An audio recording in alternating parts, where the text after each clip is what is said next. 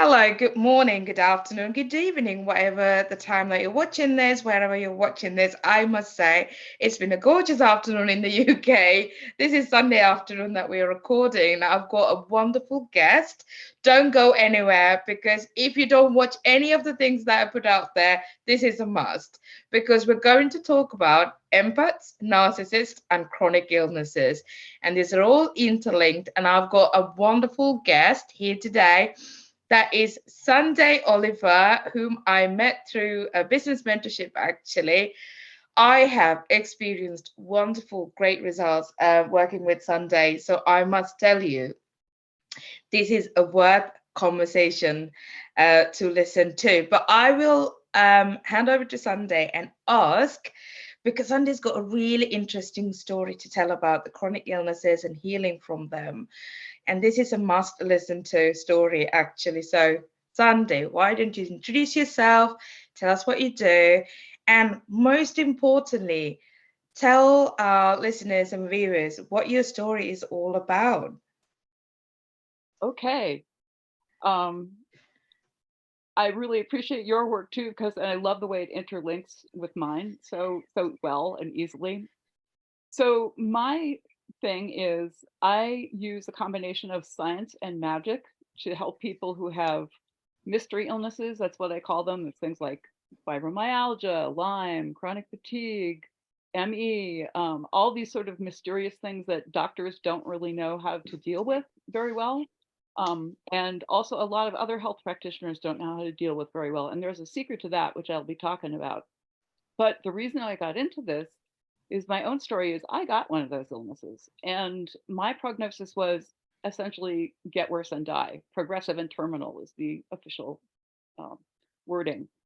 And it was so interesting because in that moment when I found that diagnosis on like a doctor approved site for doctors, I looked at it and I thought, this doesn't apply to me. And I am not trying to say that I didn't go through horrible, racking illness. I was pinned to my bed by pain of various different sorts, none of which respond to pain medication, by the way. And I also had days that were quite humiliating because I couldn't walk, so I had to crawl. It was really difficult for me to do things like take a shower or have a phone conversation. That would be like an all day event for me.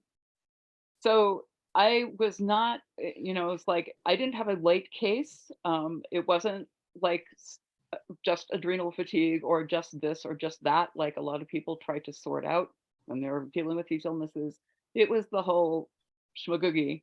And what happened was I tried all these different remedies. I did a lot of research. I'm a health research maven. I know a lot about herbs. I know a lot about supplements. I know a lot about various different kinds of healing modalities. And still, none of that really worked for me. So when I ran into energy healing, I tried it because nothing else worked. And eventually I learned how to do my own version of it because it had to be really specific to the weird symptoms that these illnesses have, and also very specific to people's emotions, which we'll get into later, because that's where you empaths come in. Yes. Wonderful story. And if any of you would like to visit Sunday's website, and she's actually listed out the things that she used to struggle with and how she's healed, and a few things that she might be occasionally struggling time to time, would have to manage and cope. But if you actually look at that comparative list there, you'll be amazed at the results that she's actually got through energy healing. And I know this for sure. And when I have insomnia, nightmares occasionally, um and I approach Sunday and she helps me out, and I usually have a wonderful sleep on those days. So I can attest to the work that you do. So we really want to talk about empaths because it's a really interesting subject. And I said to you at the beginning, we're going to talk about empaths, narcissists, and the chronic illnesses. So this is just the beginning of a wonderful conversation. So stay tuned. Uh, so empath is an in essence, an empath is somebody who really has the ability to tune into somebody else's emotions and cares and is kind and empathetic and want to be compassionate. And they tend to absorb other people's energy, so that positive as well as negative energies. And usually, an empath is somebody that we want in our world nowadays, somebody who is kind and caring. So, empaths do give, give, give, and give. Some of you might recognize this trait in you as well. They give and they give and they give. What happens to empaths is they fail to recognize how much they give. So, when they meet a narcissist who takes and who takes and takes, empaths cannot figure out what's actually going on in the relationship. If you have parents who are narcissistic and you're born an empath, unfortunately, very tough situation to be in. But if you're in an intimate relationship or work relationship, friendship, relatives, if you're this person who gives and gives and gives, and then you're with somebody who takes and takes and takes, what happens is you forget to look after yourself. You're doing all the heavy lifting in the relationship. You completely ignore your own doctor's appointments, the preventative care, all of that in order to give, because other people don't have any respect for your needs. So you end up looking after everybody else and actually forgetting about you, forgetting about you if you're an empath. So what usually happens is that at the end of or midway through this process, because you completely forget about who you are, forget about your needs, and we continuously live in this trauma response and stress response, mystery illnesses or chronic illnesses begin uh, uh, happens to us. But before I go hand this conversation over to Sunday and talk a bit more about chronic illnesses, I just want to go through a couple of things. One, who is a narcissist? Some of you might be new to this term. Some of you might think, oh, are you just being judgmental? Or some of you might think, actually, who are you to make a diagnosis of this person? But hear me out, and you will have some of the answers to those questions. So narcissistic, I'm not talking about narcissistic personality disorder. That is a diagnosable condition.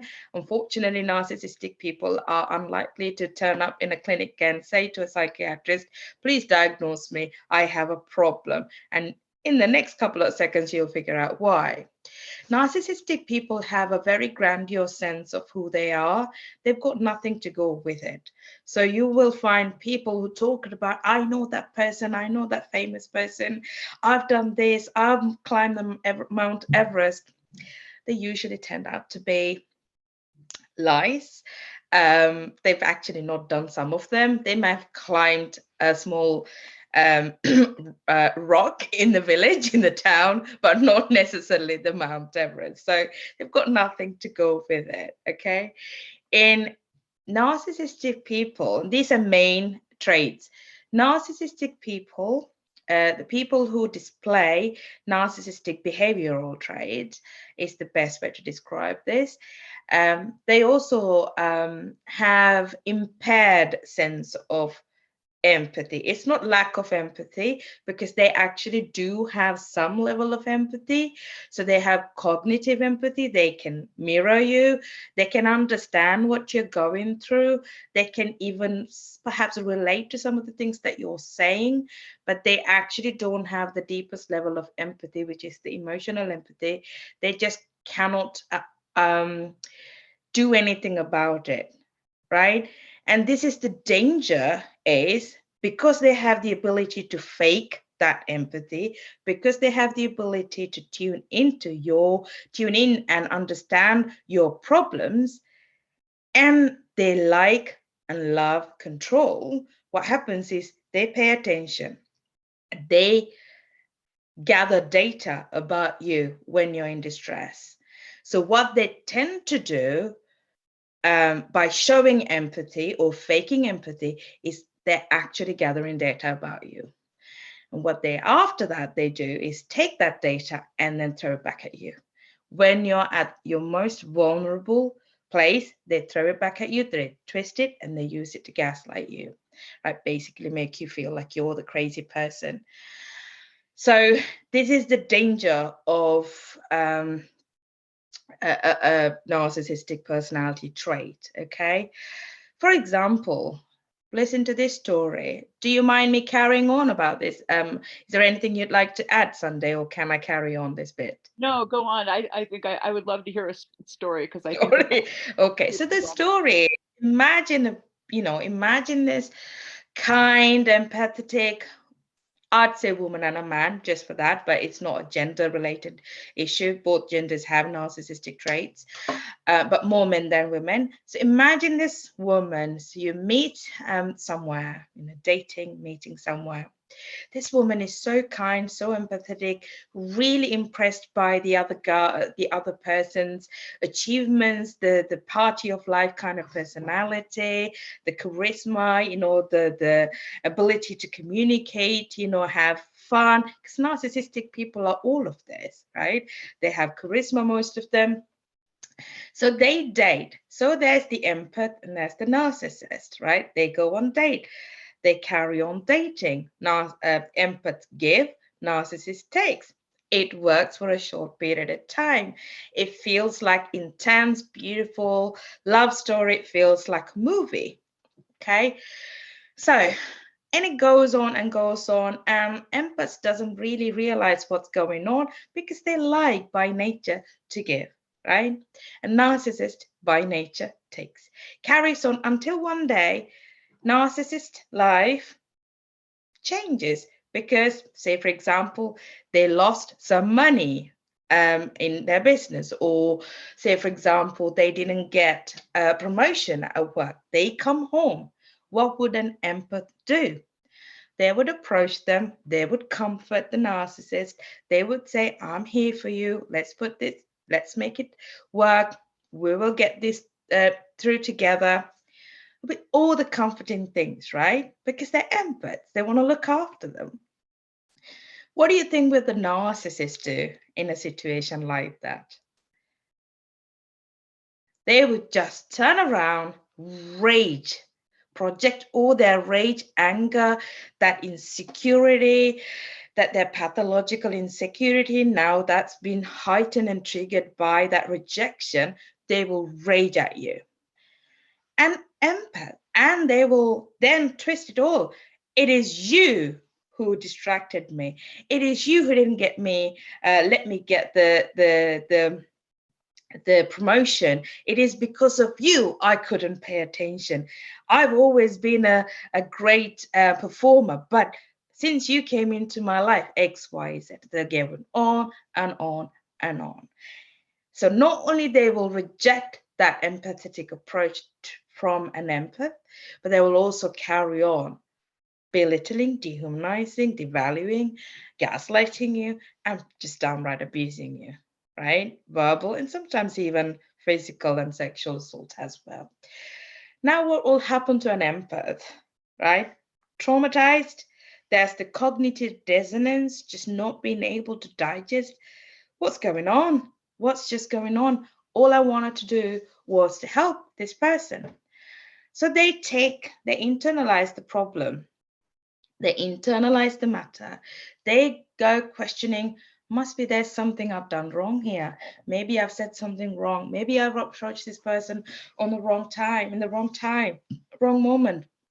Maybe I could have taken 10 more minutes before I analyzing, reanalyzing, analyzing, reanalyzing. And the empath changes the way they do, think, and behave in front of this person. Things get okay for a short period of time. Something like that happens again. And the narcissist has the rage and the belittling, and the whole process goes on. The empath lives in this cycle for a long period of time without realizing what's actually going on. This creates trauma bonded sort of relationship patterns. And this is a very toxic environment for an empath to be. I will hand over from here to Sunday to talk about what happens to people who live in this traumatic, constant stress response, because I think you explain it amazing, well, amazingly well. So I'll let you talk about it from here. Okay, great. Perfect segue, because when you're talking about the cognitive dissonance and the loops that you get in, this is the beginning of forming neural patterns Yes. that create really big problems. And sometimes those problems turn into chronic illnesses. Yeah. So let me talk a little about the stress response, because we all have them and they're not necessarily bad, but they were designed to serve a certain purpose. And when they become chronic, that's when the problems set in. So originally, our stress response was designed for us to have the energy to run away from like a predatory animal, right? And so we would get all revved up, our system gets all revved up with the different body chemistry and the different, thought patterns, and we run. And then it's over. And then we drop the stress response and we go on with our business. But in modern life, we have all these different stressors that just come in at us, and just focusing on the situation you're talking about, Nisanka, where you're in a relationship with somebody where you're kind of twisting yourself in knots to sort of adapt to them. And when you're hearing messages from them that says, "Oh, everything's fine, there's no problem, what's your problem?"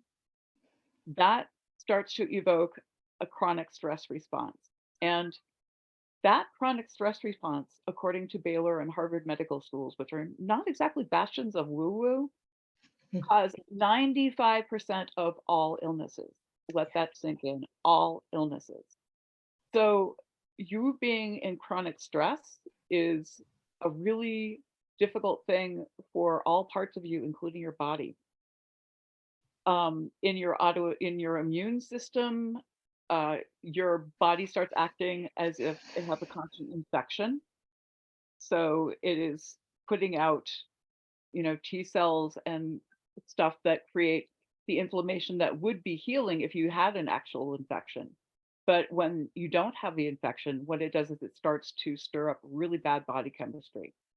You get into the vigilance sort of fight, flight, freeze thing that was meant to be short term, but it turns chronic. You're always vigilant because you never know what's going to happen. You don't know, when your narcissist is going to turn from that charming, charismatic person into a person who tears you apart. Yeah, you're Um, walking on eggshells all the time. exactly, exactly.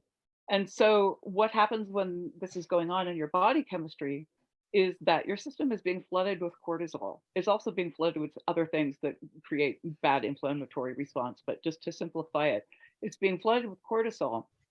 And what happens, unfortunately, when this is chronic is your cell membranes will shut down their receptors for cortisol because it's like they're overloaded. But what that sends a signal to your body to is pump out more cortisol because the cells aren't receiving cortisol. So it becomes this huge cycle where you get more and more inflamed and there's no outlet for it. So So can I just basically simplify what you've just said to anybody who's listening out there? Um, not even simplify. I just wanted to say it in an anecdotal kind of a story type of way. When you're being chased by a grizzly bear, right? You're not interested in sitting down and having a cup of tea and enjoying a book. You're not ready to listen to anybody else. You're not ready to be intimate with anybody else. You're not ready to study or learn anything. You're simply, what your body is basically doing is preparing you to be protective of the grizzly bear. And this is the situation that you're living 24/7 with a narcissist. You're constantly running away from a grizzly bear. Sometimes some of them are literally grizzly bears because their rage is so much. Um, so over to you. So you're constantly running from this grizzly bear in your life 24/7 over a long, prolonged period of time. This is not a day. This is not a 2-day thing. This is a prolonged period of time. Right. And it's a scientific fact that your body can't be in that state and heal and grow at the same time. Yeah. So either you're in the survival state or you're in the heal and grow state. And it is a range. I'm not saying that it's, that it's one or the other. But if you're living with a narcissist, if you're living under constant stress of some kind, you're going to be more and more in the survival mode, the, running away from the grizzly bear mode. And that is going to start to do things to your body. It will kind of, it will dumb you down in a sense. It will make Yeah. you less capable. What Candace Pert, who is a cell scientist and also a neuroscientist, discovered was that your body chemistry and your emotions are exactly the same thing. They are two versions of the same thing. And what I discovered in my own work is that your body chemistry, your neurology, and your immune system are basically three parts of the same thing. So this is why people under constant stress can get like chronic, weird autoimmune illnesses that doctors can't parse out, because part of what's involved is your body chemistry, which means part of what's involved is your emotions. So unless you have healthcare workers who understand that and know how to calm down your system before they try anything else, you might get like temporary relief. And I got a lot of this, and I went to a lot of different kinds of health practitioners, and I did get some relief here and there, and some of my symptoms got mitigated.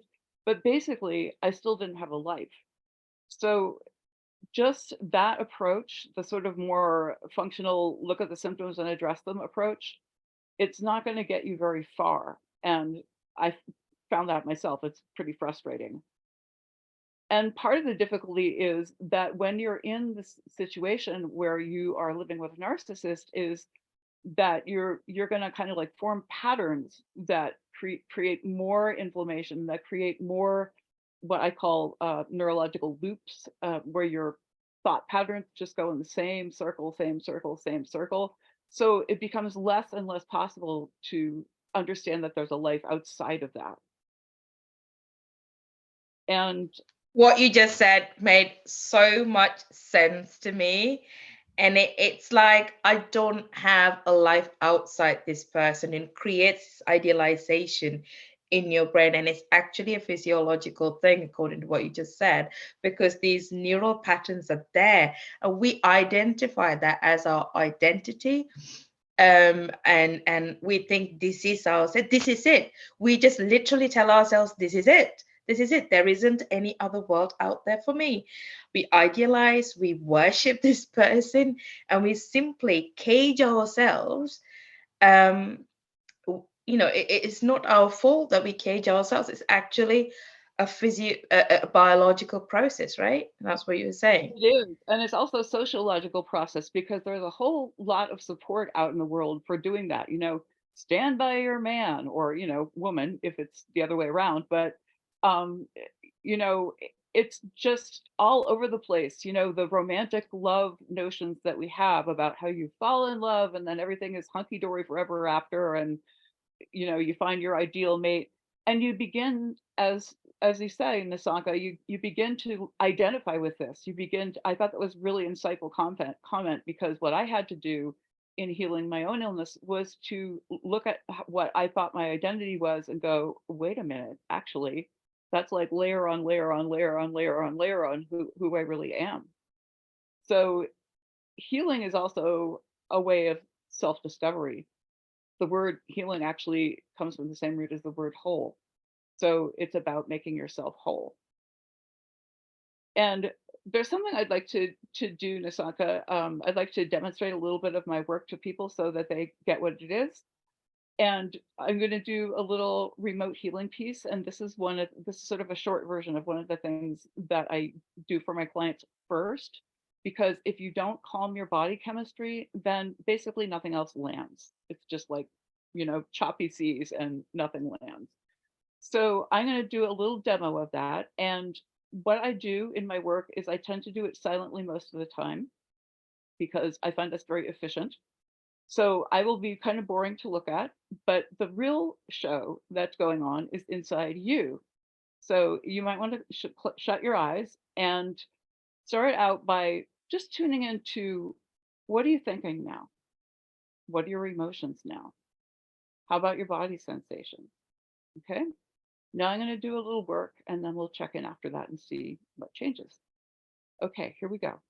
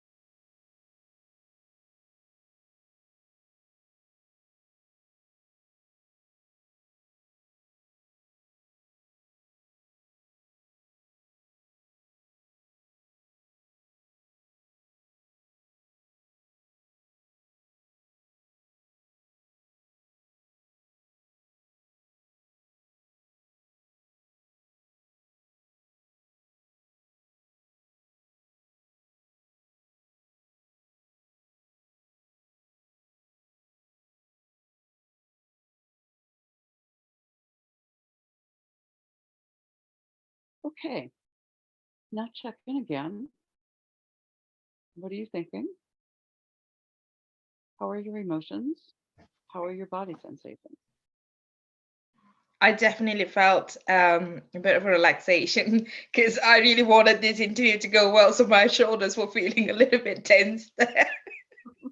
And that's the sensation that I tune into, and it's like, oh, I wanted this, that the stress of, I want this to go well, I want this to go well, but I actually felt something kind of melting away.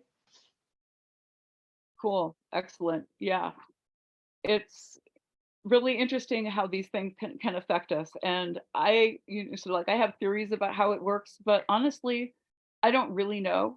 I just know that it does, that it really has very, specific physical and mental and emotional effects. And it was what got me through. And Yeah, I just want to add something there because this whole thing, sometimes we tend to rationalize. We've been conditioned to rationalize and find scientific evidence, etc., etc. And I was one of those people when I first began to heal and I discovered EFT. I was like, tapping on my face as if that's going to make me feel better. And I was really egoistic about it, and I was cynical, and I almost dismissed it. But I had tried CBT counseling, the things that was the conventionally, sort of prescribed to me at the time, and that wasn't working. So I really wanted to, spread my, I wanted to explore more, and I gave it a try, and rest is, as they say, history. And what I'm also discovering more and more in my day-to-day research and my experiences, like some of my clients have said to me, why question if it works? And I apply that principle. It's like I'd been into, I'm not saying that we find faults in empirical evidence and research, and I mean these are important things, and I always include them in the work I do. But there is that part of us that we're constantly cynical about, how does this work? How does this work? And it's also, we're running away from our own intuition and our body's wisdom as well. Our body is saying, hang on, Nisanka, it's working. And I'm saying, my logical mind is saying, oh, you're rubbish. You're telling me lies. You're telling me porcupines. It's not working because I haven't seen any empirical evidence. You've kind of got to um, surrender at some point to what we're actually feeling. The same way we're feeling our pain and anger and everything within us, we feel the healing too, and we know we're healing, we know we're shifting. Just trust that feeling. yeah, that is really, really good advice, Nisanka, because I will say that for the first 2 years of my illness, I did research out the wazoo. I am really good at research. No false modesty, put in here. And I have been used to researching alternative health stuff, and I did up the wazoo, and none of it worked. I just got worse. So, you know, our brains can be very stubborn sometimes. It's like we're willing, if we can have the control of knowing and understanding something, we're willing to be sick in order to do that. It's kind of crazy, but I, I did it myself, so I know it happens. There's a little trick that I wanted to pass on to people, just so like, if you don't want to do energy healing, these are a couple of quick ways that you can kind of relieve your stress in any situation. One is to put your hand over your heart and to just leave it there for a while. What that does is that it coordinates the electromagnetic fields from your brain and your heart, which makes you more in harmony, which means that that internal fight that's going on inside yourself, like, but I'm feeling attacked, but no, I can't be attacked. This person is my most lovely person, It's sort of like that weird gaslighty feeling that can calm that down. There is science behind that if Yeah, you I want was just about to say there's plenty of research behind it. Basil van der Kolk has done some research in HeartMath Institute. So if any of you are Exactly. watching, just go into HeartMath Institute. It's a free website that you can access some of this research data, as well as some of the techniques for free. Oh, and then you can have a paid membership as well. But there is plenty of evidence research on that one. Yeah, there is tons of it. And it is also, of course, in ancient traditions of many places. So the other thing that you can do is that you can breathe through your nose instead of through your mouth, because what that does is it automatically makes you do what they call diaphragmatic breathing, where your breath goes all through your lungs. You might be surprised to know how shallowly you breathe a lot of the time. And especially if you're in a stress state, you will do that. You will use like maybe the upper third of your lungs. That's what most people use. When you fully inhale and fully exhale, it does change your body state. And so that's another way that you can, quietly and instantly get some relief from being in a stressful situation.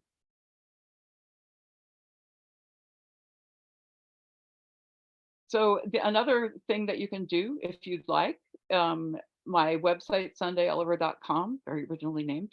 You can sign up for my email and you can get an energy healing recording. It's a little different from the piece that I just did. What it's meant to do is to sort of calm down your sense of getting too much stimulus from the outside.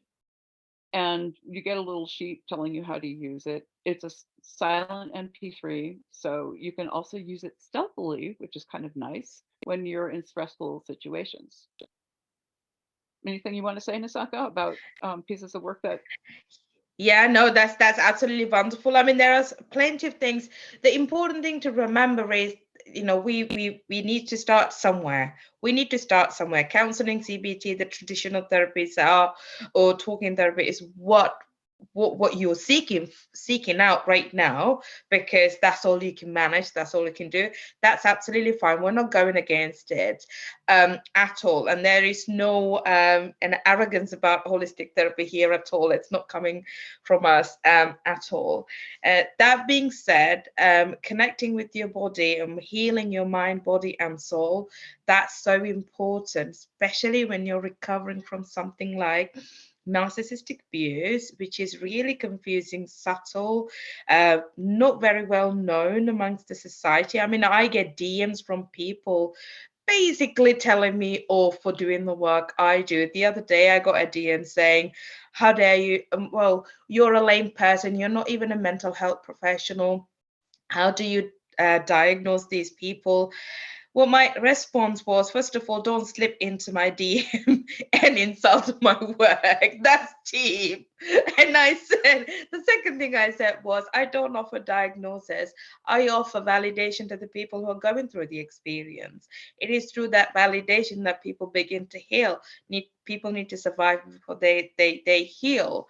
And empaths will find it really, really difficult to pay attention to them, because they've been told their entire life, you're kind, you're amazing, you're giving.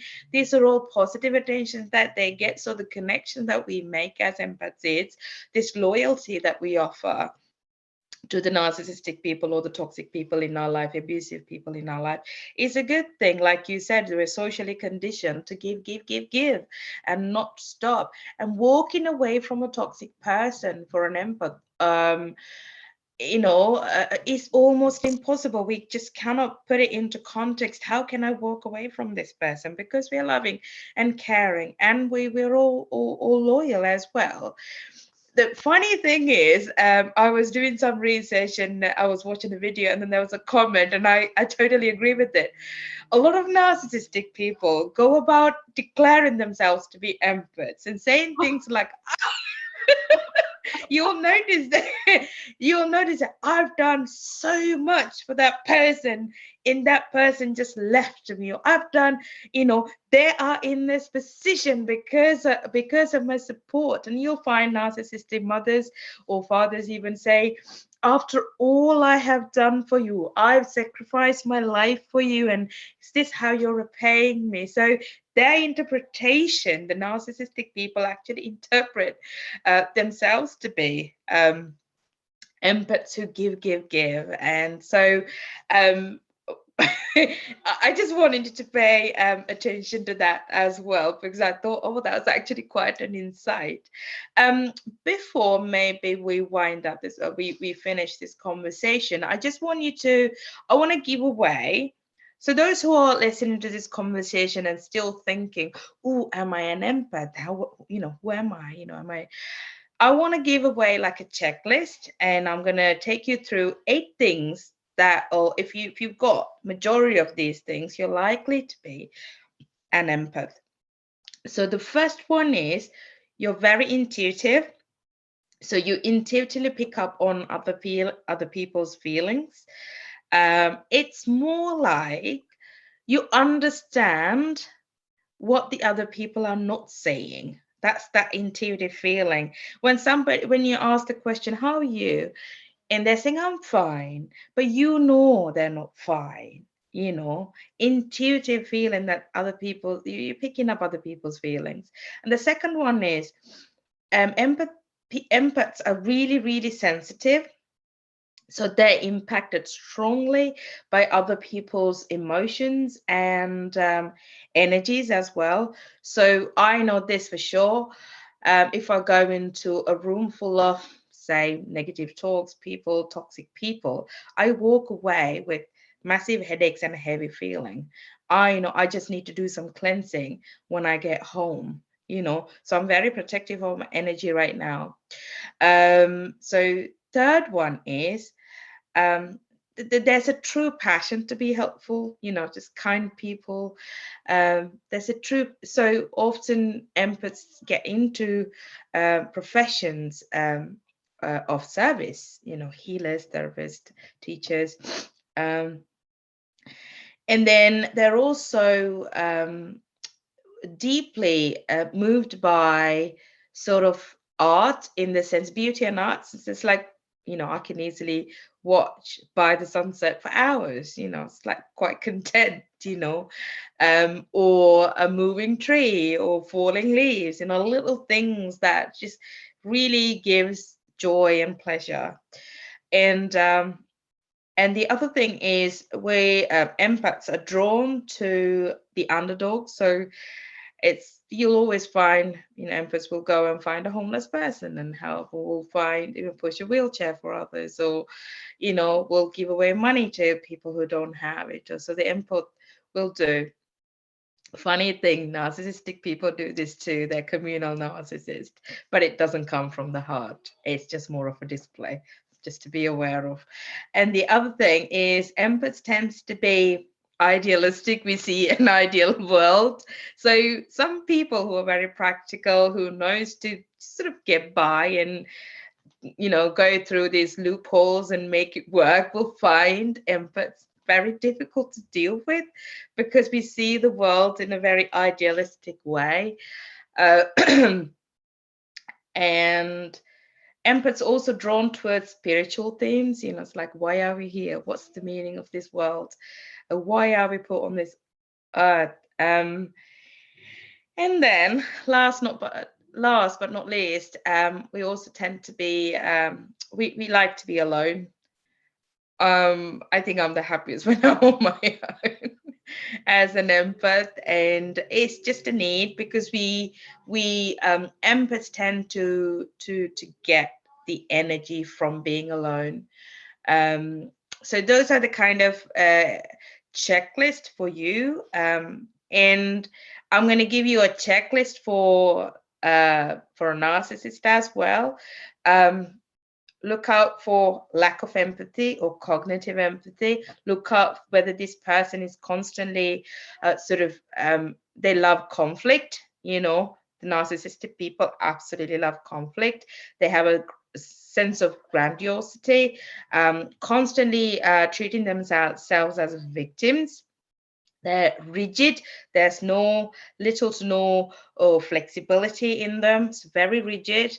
And there's also dysregulated. That means tend to feel angry, rejected, sad very quickly for no reason sometimes, especially when they feel rejected because, they're pathologically insecure about themselves. So look out for those signs as well in a narcissist. Empaths, and I think I want to tell you, you're likely to know when you meet a narcissist because you tend to feel heavy and your internal alarm system will go ding, ding, ding, ding, ding, not safe, not safe, not safe in one way or the other. It will really tell you. But what happens is because we have really conditioned ourselves not to listen to our intuition, we go along with these things anyway. We tend to not pay attention to the red flags. And also, especially if you grew up in a very abusive environment with undermining parents, narcissistic parents, then we are used to it. So our subconscious is actually used to this abuse, the energy of the narcissistic person. So we tend to go along with that anyway because it's the familiarity, it's the familiar chaos. It's the familiar chaos, and we recognize that familiar chaos. So pay attention to your intuition, pay attention to what your body is saying to you. If you're not sure, have a chat with somebody who understands as well. Make sure you talk about it. One thing I would say, if you're in a situation like that and you're not 100% sure if you're an empath and you're with a narcissist and your life is actually in constant stress, write what's going on in your life as if you're writing about your friend's life. Because when we write about us, we tend to justify it, rationalize it, undermine it, downplay it. Okay. And we just go into this story that we have been telling ourselves. We kind of tend to be very protective of the narcissist. So instead of writing it as your own story, write as if you're writing your friend's story. So, for example, if you're being abused by the narcissist in your life, then you write, she is being berated by the man every night about XYZ, or she's been undermined whenever she approaches the man to have some have her needs met. He tells her off, and he pushes her away, something like that. Just write as if you're writing your friend's story, and then reread the story, and you'll have a better understanding of whether you're in an environment like that or not. And if you do, please reach out to somebody who understands the landscape of narcissism. Not every therapist does, not every coach does. And I've certainly come across people who've told me when I told them, oh, I've been through narcissistic abuse, and I could see the blank face of the therapist, and I would then go, you do know what it means, right? And then this one therapist told me, well, I know what it means for me, but I want to find out what it means for you. That's get response like that, walk away from those people. They don't actually have any idea. So that's my advice to you. And Sunday, would you like to add something? I would, because I think you brought up something important when you were talking about writing as if it's not you, because this is one way to begin to get a little perspective on your emotions and to understand that you and your emotions are not the same thing, that you don't have to live inside them. I think that what happens with a lot of empaths, I'm sorry, is that we do have this orientation towards spiritual things and towards soul filling things. And we tend to tangle our emotions in that they are not the same thing. And it's a really important distinction to make, because otherwise you will never be free of those loops. One of the things that I teach is, yeah, I think that one of the better things for people to do when they don't have the skills is to, like, after you've been exposed to something that makes you feel heavy or yucky, is to go and be by yourself, preferably in nature is really good, or to move is really good because it releases the energy. But what I also teach is you can get beyond that. You can learn skills so that you can have things just kind of flow past you like you're a rock in a river, and it's not eating you away, it's just flowing on past you. And as an empath myself, I have to say that it's been a marvelous experience for me, because things that used to take me like days or weeks of like this angst and agony and journaling and writing and walking and like doing all this stuff, it's like, okay, well, all right, that's done.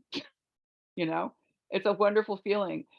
We empaths, we just don't get taught the right skills. We get taught to be like really stupid about how we run our lives. And it's not that we're stupid, it's just that we live in a society that doesn't look at that stuff much and doesn't recognize it and doesn't know how to be skillful with it. But it is possible. It absolutely is possible. Absolutely, absolutely. Boundaries are so important. Being able to lay those boundaries and stick to those boundaries is so important as well. Like Sunday said, learn the right skills, and don't consider yourself to be a weak person because you're an empath. You're a strong and a powerful, confident person. We just need the right tools to deal with the situation that we're in.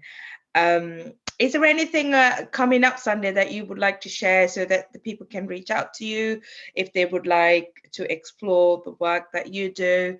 Would you like to share how they can get in touch with you, please?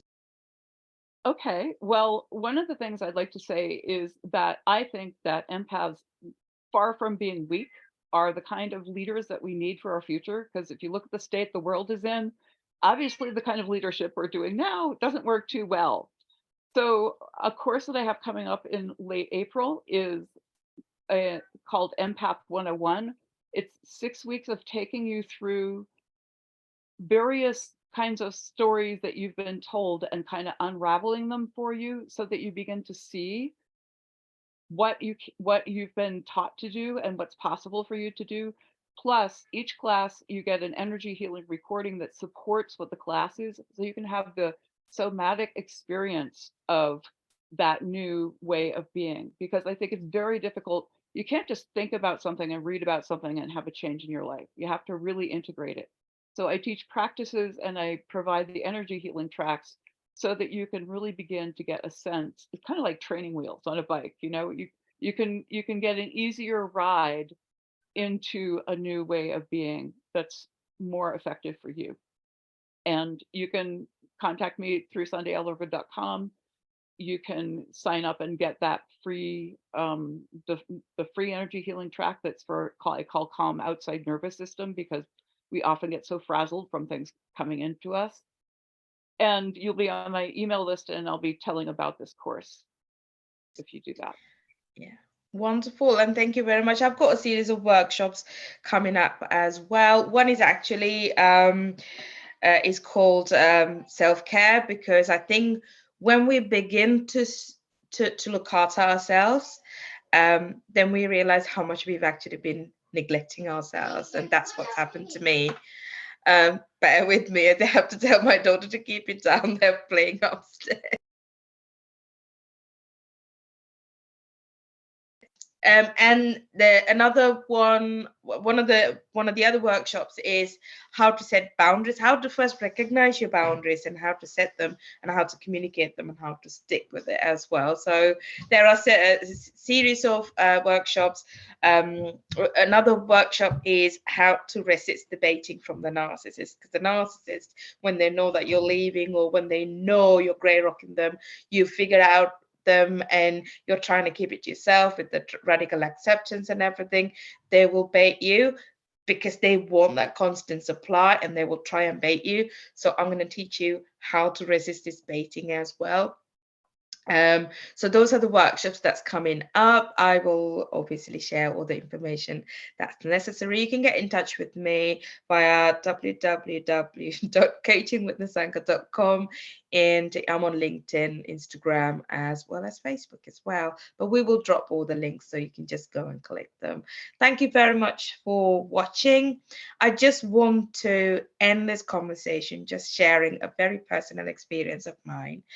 And at the height of my depression, because of all this narcissistic abuse that I've been in for years and years and years, by the way, um, I'm an academic. That was my identity, my coping mechanism, my addiction, my validation came from academia. Being going from one course to another, and I've got like 3 degrees and so many other diplomas, etc., etc.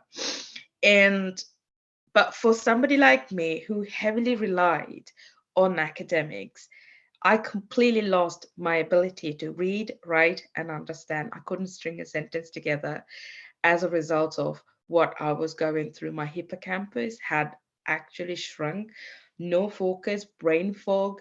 I was standing by pavement sometimes. I find myself, I don't know how long I was standing by a pavement, just not knowing what to do next. I didn't know whether to press the button to cross the road, or I didn't know whether I was going to step into a shop. I just didn't know. I didn't understand what people were saying most of the time. The thing is, habits, even if your memory is lost, habits keep you going through your routine. And there's a research about that. I was the same. I was like a zombie, living completely in a zombie land. I was just going through the motions. It was impossible for me to connect with my child, who was a toddler at the time. And from that place, obviously aches and pains and the dizziness and headaches and splitting headaches, um, shoulder pains that had no medical explanation but still put me through surgery and stuff, still never recovered from them, at the time. So many things. It was heavy for me to carry my own body at the time.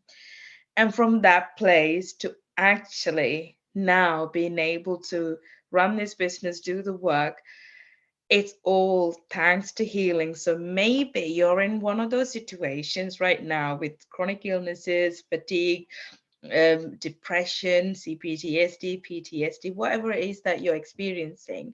There is so much hope. There is so much good news. And the same way our neural networks get destroyed, our chemical body chemistry changes, it's same way through abuse, it changes.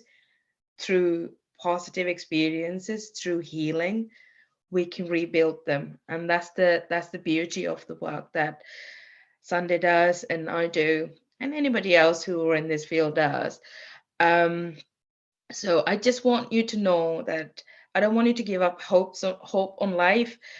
And post-traumatic growth is incredible. It makes you a lot more powerful, a lot more independent, a lot more aware of yourself, and a lot more conscious. You will no longer be walking on this planet like you don't know anything, or oblivious to everything. Um, all I'm trying to say is there's a great life out there, so don't give up hope, and it is possible. Thank you so, so, so much for listening, and let's get in touch. Get in touch if you'd like to.